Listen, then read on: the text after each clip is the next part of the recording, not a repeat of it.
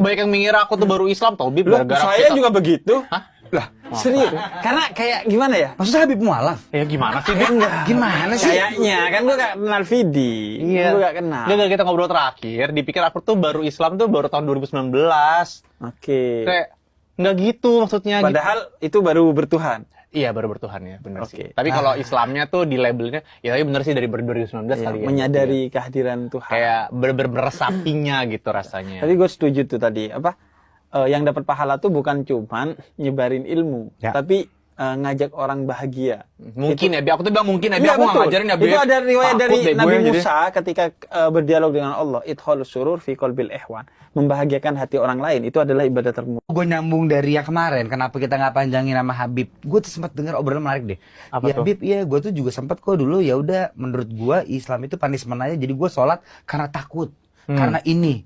Berarti bukan dalam deep down hati lo. Iya, Berarti kayaknya lu sempat gak percaya atau kayak yaudahlah gue kayaknya nggak ada space untuk percaya karena dari kecil tuh karena mungkin gue percaya. Hah? Lu gak percaya?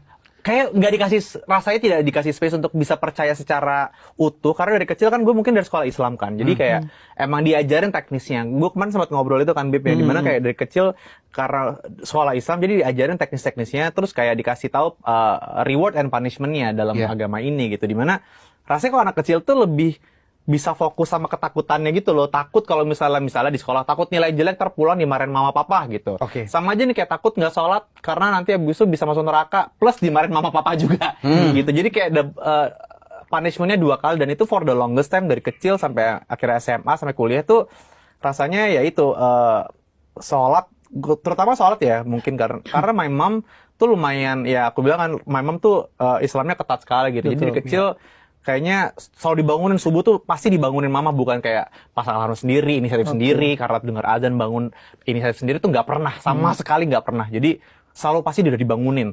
Dan setiap dibangun tuh rasanya kan jadi kayak terpaksa gitu, sholat itu terpaksa gitu. Dan kalau misalnya nggak sholat jadinya mamanya sedih atau mama marah, itu jadi kayak rasanya tuh punishment buat anak kecil dong, buat anak gitu. Dan akhirnya sholatnya pun ya karena mama, bukan karena Bukan, Tuhan. iya kan? bener, sama buat menyenangkan ya udah karena keadaan ya. buat nyenengin mama atau takut bikin mama marah gitu. Dan itu kan rasanya bukan core-nya sholat itu bukan itu gitu. Betul. Iya banget, Dan banget. itu makanya kita mulai dari STMJ, itu yang melahirkan STMJ tadi tuh. Oh, apa tadi Bib?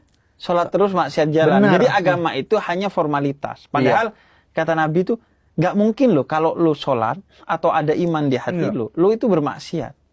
Karena kalau orang beriman itu dia sadar bahwa Tuhan ngelihat dia gitu. Iya. Kalau makanya ada satu kata Syekh Mutawalli Sa'rawi. Lu sadar